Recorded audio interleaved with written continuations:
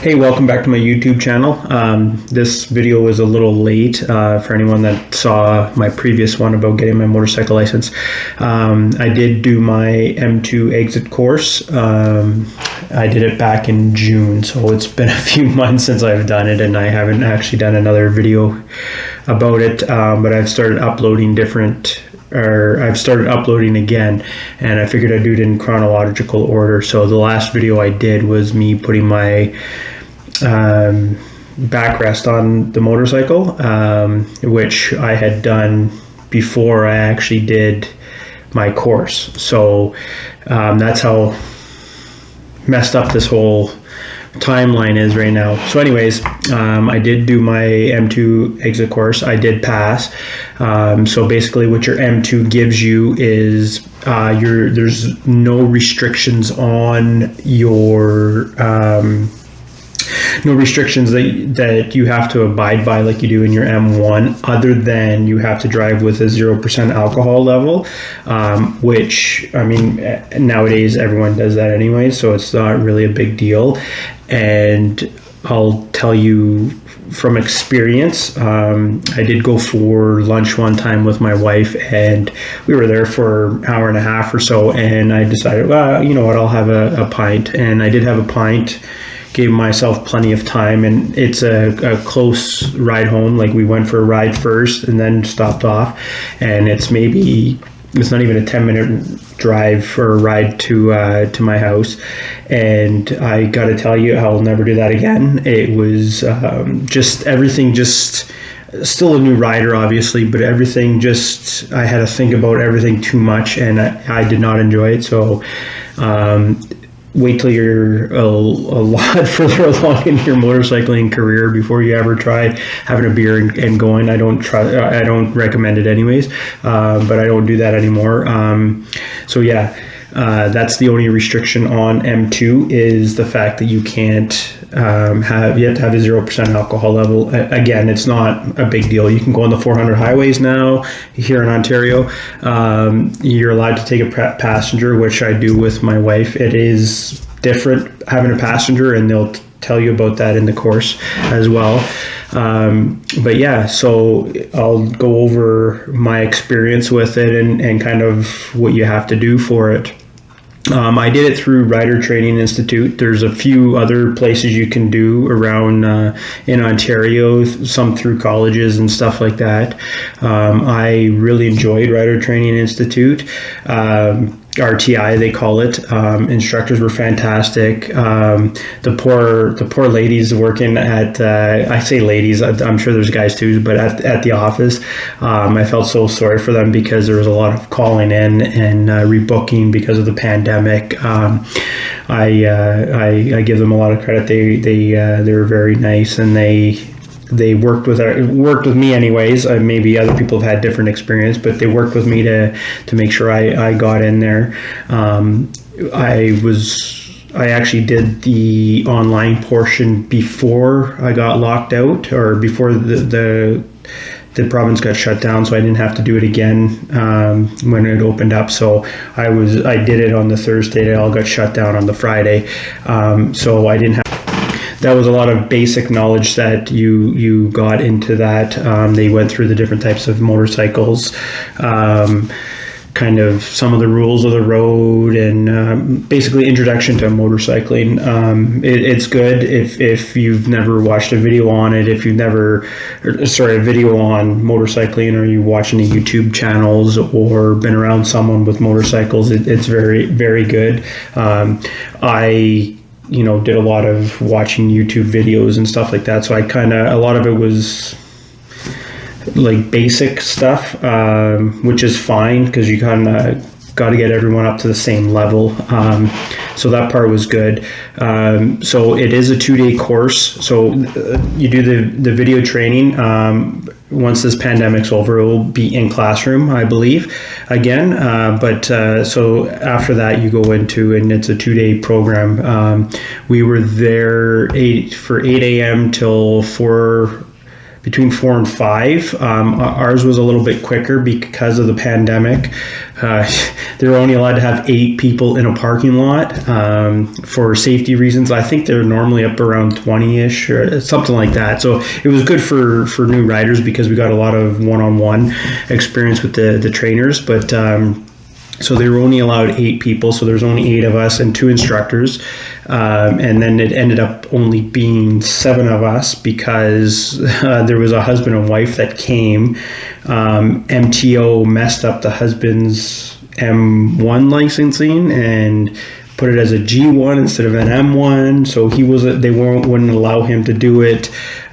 He ended up rushing to MTO, having it redone, and he was gonna try to come back, and the instructors were allowing him to come back, but then it ended up he was gonna be way too long. It would have been after 12 o'clock or something like that before he would have been there, so he would have missed half the first day, which is a lot of stuff that they do. So it was only the 7 of us. So that's a lesson. Make sure if you've gone through, you went and wrote your M1 test at the MTO, make sure that they put M1 and not G1, mess it up, because ultimately you're responsible for it, even though it's their mess up.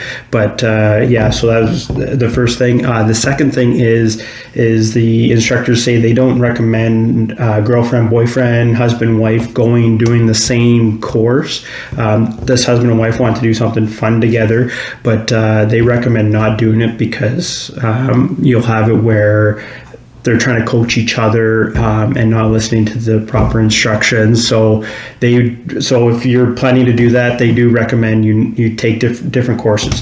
So do one weekend and the other one can do the other one the next weekend, something like that. Break it up. So they don't recommend going together. So that's a tidbit for you. So anyways, you go through. So day 1 actually starts off with registrations. Make sure you have your driver's license and certificate for to be able to do the course. And then they actually go over your gear to make sure it meets the safety standards. So your helmet, your boots, jacket, gloves, as well as riding pants, jeans, make sure there's no holes in them and stuff like that. It didn't happen in our session, but apparently they will send you home or not allow you to actually ride, do the course if you don't have the proper gear. So yeah, they start off with that, and from there they go to the bikes. They do kind of a walk around of the bikes of what they, tires, seat, handlebars, whatever, as well as the different types of bikes. Now that where I went, RTI, they have your standard bike. They have like a sport model bike, a cruiser bike, and a dirt bike. Those are the 4 main ones. So actually, that's the only real knock I have on RTI is the age of some of the bikes that they had there. They were pretty beat up, but I mean, you're learning how to ride, so I know why they wouldn't have newer stuff for any drops, which a couple of people did actually drop the bikes. So I could see why they wouldn't have that. So yeah, that's the only knock I would have on there. I have seen other courses happening in other parking lots where the bikes look like almost brand new, which was surprising to me. But who knows? Maybe their instructors aren't as good. So yeah, the bikes aren't the newest models. Their one sport bike was looked pretty new, but it was a small CC, like a 125 or something like that. They're all small CCs. So I ended up doing the dirt bike because it was a 200cc. Not that you like need a big power, but it was a bigger bike. I currently my bike I have is a cruiser, so I went in thinking I was going to pick a cruiser. I wanted to try all the different ones, but I don't know. They just the cruiser bike just seemed like really. I don't know. It just didn't fit properly. I don't know. It just wasn't. The dirt bike seemed beefier, and I don't know. It seemed. I don't know, it just fit me better. I don't know, I just felt more comfortable on it. So that's the bike I chose. I did try a couple of the other, the standard bike and the cruiser bike, and I wouldn't take them. The sport bike, it looked like a mini bike to me, so I wasn't. I don't know. I didn't trust that it would hold me. But anyways, that's the bike I chose, was the dirt bike. The training actually starts after that, and basically they get you sitting on a bike and you just walk it like you're waddling, just to get used to the weight of the bike and how to maneuver it forwards and back and looking around and that, right? So you'd move forward, then you'd move back, then you would the next, actually what they did is you paired up and you had one person was the motor and they actually pushed you and you went around like out and back kind of thing. So you got to feel kind of what it was like to actually be on a bike, but the guy pushing you was the motor. That was actually the most difficult part of the day, pushing someone for that far and back. A lot of cardio for everyone. I felt sorry for the guy who had to push me, but he did a great job. So yeah, after they did that, you got into clutch work and how the clutch works, and that it's a wet clutch, and you kind of worked on getting the bike to go, or I guess, sorry, before that, it was actually the startup procedures. So they have an acronym for it, and forgive me, I forget it all because it's a few months ago, and also mine's fuel injected. So I have this different starting procedure. So you had to turn on the gas line, make sure the kill switch was off. You had to make sure the key was turned, like it was a whole thing. Make sure it's a neutral. You had to go through the whole gambit there, and there's an acronym. I want to say it was KNIFE, but that doesn't make sense. I don't know. I don't remember what the acronym is. My bike is a flick of do one switch and then start it. So I don't have that. I don't have to go through all that procedure. So after you do that, then you work on the clutch, and so that's when you would let it out, go forward, working on the friction zone. You'd go forward, come back, go forward, come back. Then the instructor would come and hold on to it, and you'd have to kind of push him away with it to make sure you understand what the clutch is. And then it was working on getting going, stopping, you'd walk it back. Going, stop, walk it back. And then it just progressed from there. So then you would work on going out, making a big turn, coming back. Going out, turn, coming back. Then they would set up little sections where you'd have to go do this turn, that turn, slow speeds turn. Basically doing little turns, making sure you're comfortable with the bike, and then you got into switching gears, which you'd get into second gear. You'd speed up, get into second gear, slow down, get into second gear, slow down. The whole time over the 2 days, I think they get you to get into third gear a couple times, but that's about it. I mean, you're in a small parking lot, so you're not doing high speed stuff. So a lot of it was just slow speed turning, which is good because that's where you become a good rider. Working on putting the back brake on to do slow turn speeds, working the friction zone. It's very good that way. So basically that was day one. You worked up to doing different braking techniques, different turns, the counter steer, everything like that. So yeah, that was basically day one, right from doing the gear, the walk around on the bike, learning how to make it go, doing turns, stopping, doing different little outlines of courses, stopping on certain spot. And always the shoulder checks, to make sure that's for safety reasons, right? Make sure there's no one coming behind you, and it's really working on that. So they really stress that type of thing, as well as the hands, making sure you're not hovering over, like you're either on your brake, on your clutch, or you're off of it and you're on the handlebars, so you're not hovering over them all the time. So that was basically day one. It was good. It's long. I think it was like 30 degrees Celsius that day for us, so it was hot. So we needed a lot of water and sunscreen. But yeah, that was basically day one. Going into day two, it just progressed off of that. They set up different stations. Emergency braking was a big one, where making sure you could come to a complete stop, grabbing the brakes, clutch, downshifting, stop, shoulder checks.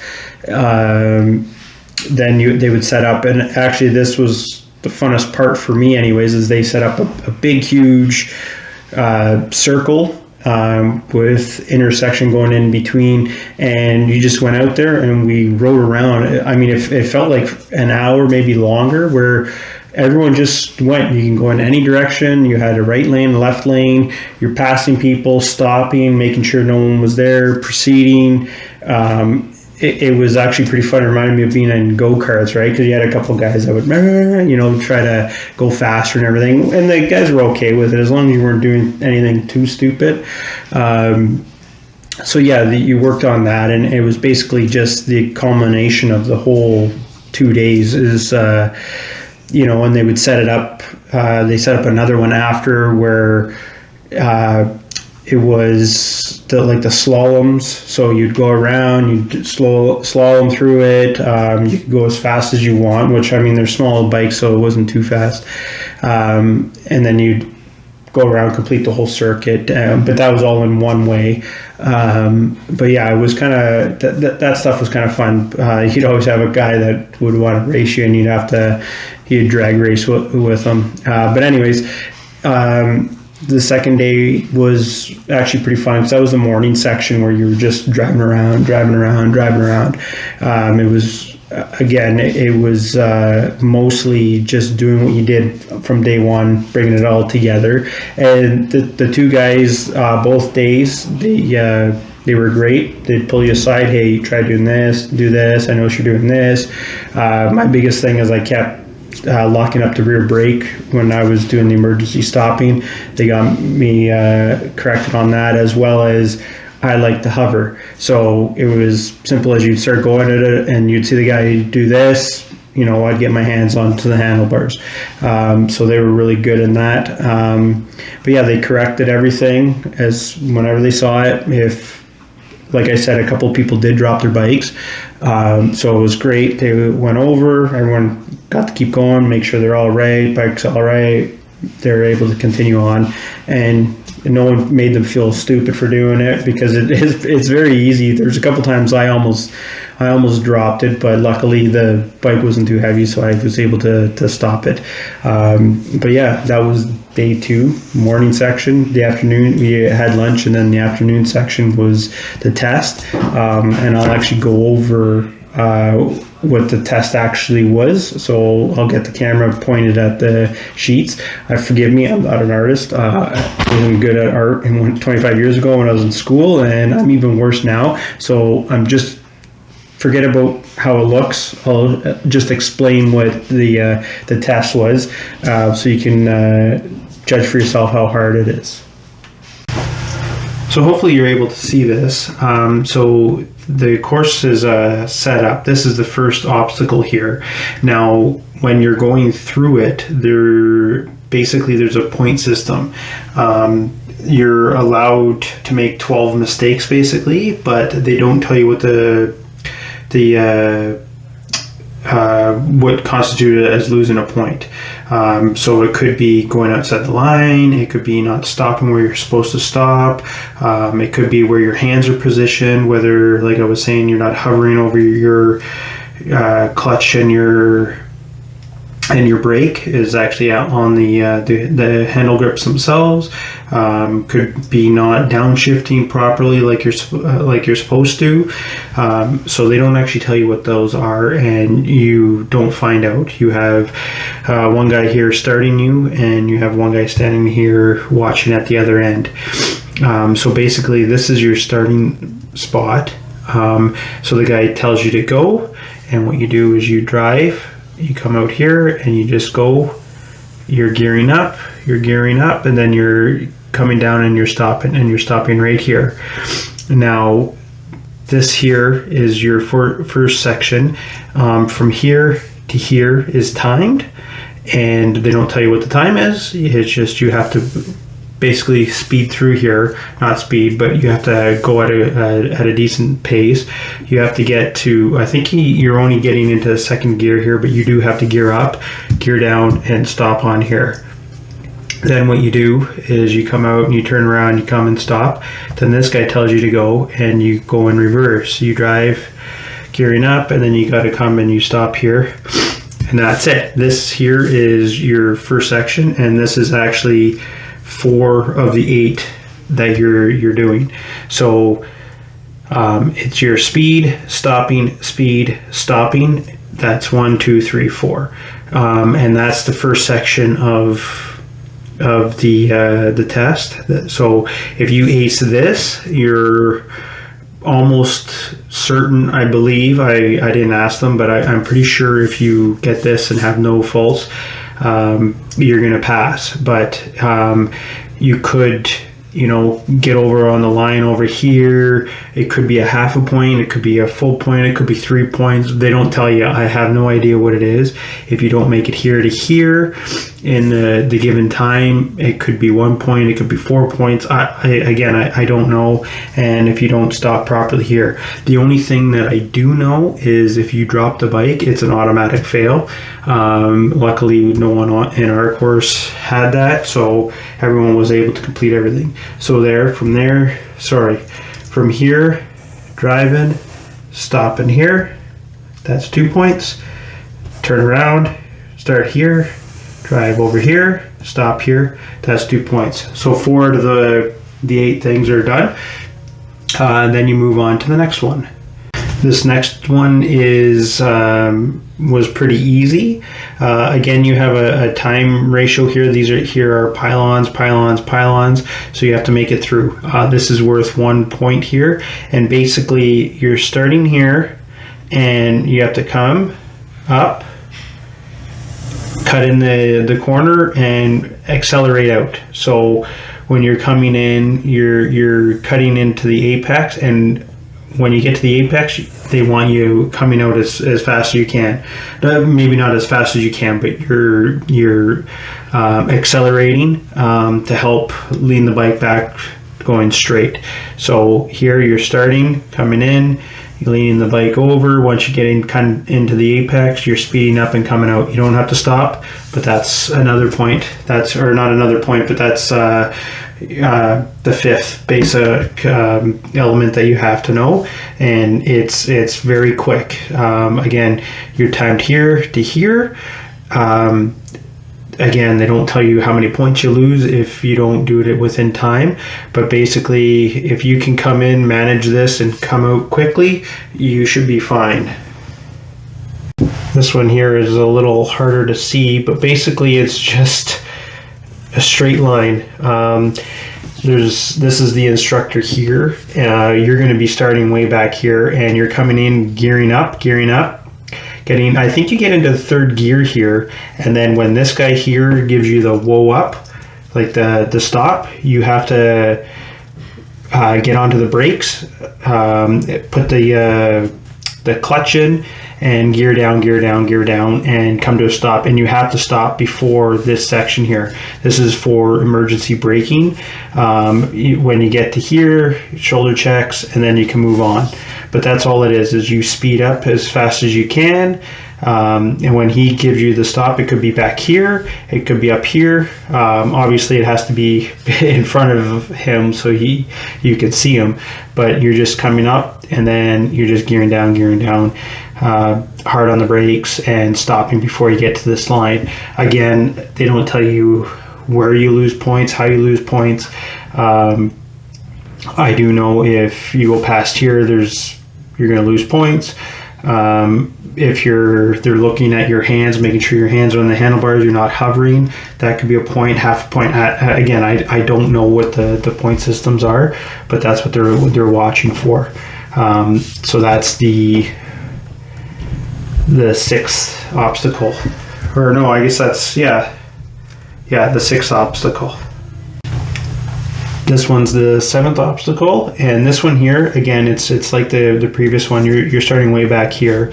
Right here is going to be the instructor, and all you're going to do is you're going to speed up. You're going to get into second gear, I believe. It might even be third, but you're coming to a good pace. Again, hands on the handlebars, not hovering, feet in the proper position, and you're just going to drive in. You're coming straight towards the instructor here, and then he's just going to flash one way or the other way. And he flashes one way, you lean over, come in and continue out, or he flashes the other way, you lean in and go out, and that's it. So all they're looking for is you watching, and lean over. It's a crash avoidance. So coming in, lean one way. If he tells you to go one way, this one here, if you go the opposite way, keep with it. That's what they tell you. So if you're coming here and he tells you to go this way and you go this way, don't try to correct yourself, just continue on. Again, I don't know how many points you'll lose for that, but it's more for the safety of the instructor because he's standing right there. So yeah, that's the seventh one.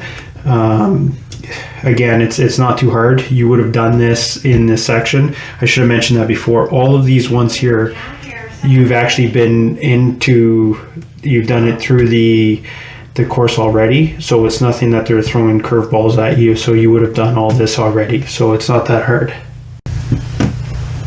The last one here, it was a little different. That I don't think we actually did it in the course, but it was pretty. They're all simple, but I hate saying it's simple for anyone that might find it difficult because they're riding a motorcycle for the first time. But anyways, this one here is you're coming in, you're within the track here. Sorry, I forgot to do this one, so it's even quicker than the other ones. But here you're coming in, the guy's giving you the throttle up, so you're coming in, and then he gives you a slow, a nice easy stop. So all it is you're getting up to speed, you're coming in, he gives you the whoa up, and you're just coming in, doing a nice downshift. It's almost like you're coming into a turn and you're coming to a stop. So you're coming in, he gives you the whoa sign, you're coming in and you're just stopping at a given box over here. They're looking for, again, handles on the handlebars, not hovering. You're looking to where you're turning, you're leaning. Again, I don't know what the point systems are, like how much you lose if you're over the line, if you're not looking where you're going, you're not leaning over. If you are hovering, I don't know what the points you're going to be losing. But yeah, you just come in, he gives you the whoa up, and you come to a nice stop here, shoulder checks, and continue on. That's the eighth one, and that's basically the course. So yeah, that's it. Those are the 8 things that you look for when you're doing the actual course and doing the test for it. When you're done that, they bring you over, and they bring you individually and talk to you about where you might have lost points, where what you did well, what you need to work on, kind of thing. As they're doing that, the other guy brings you to the other bikes and actually just kind of talks to you about further stuff like maintenance on the bikes, different courses that they offer, because they do a maintenance course, writing your M course. So once you get this, then you actually have 18 months. You have to have this for 18 months before you can actually upgrade to the M. But you can have this for up to 5 years, your M2. And like I said, it's only the 0% alcohol. The other thing, obviously, is you'd have better insurance if you are on the M, not the M2, because you're out of the graduated licensing. So that's a reason to actually get your M quicker. It works out for me. I think in December, I think that's right. I think in December I can actually upgrade it, which isn't really a big deal because the way insurance in Ontario works, it's May until November or October, end of October. So you're not, technically it doesn't matter at that stage. So I have a bit of leeway. So I think I'll try to do my M course end of maybe this time next year, September or October, and then be able to upgrade it through the MTO at that time in December or January or whatever it is. But yeah, that's it. I do recommend RTI. I know there's other ones out there that might be just as good. I like the way this one did it. I had a neighbor that did it as well, and they enjoyed it as well. Instructors were great. But yeah, if you have any questions, let me know. I'll see if I can answer them. But yeah, it's not too hard. If you're looking to get your license, by all means, go and do it. It's like I said, it's not too hard, and you'll learn a lot. But yeah, thanks for watching.